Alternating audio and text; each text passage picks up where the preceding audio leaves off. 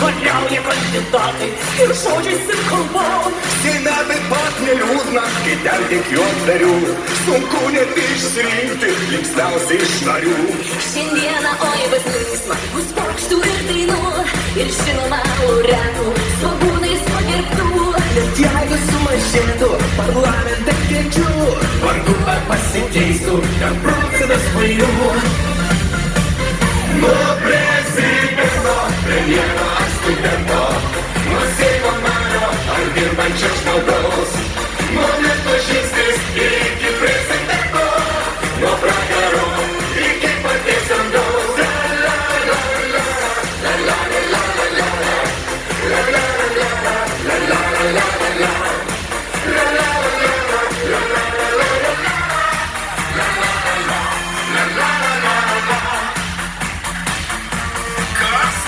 Vertas svogūninės šlovės, pakviesim į tribūną, pajuokit rusgalės. Tegul balandžio 1 gyvensime linksmiau, nes po naisių reformų tikrai nebus baisiau.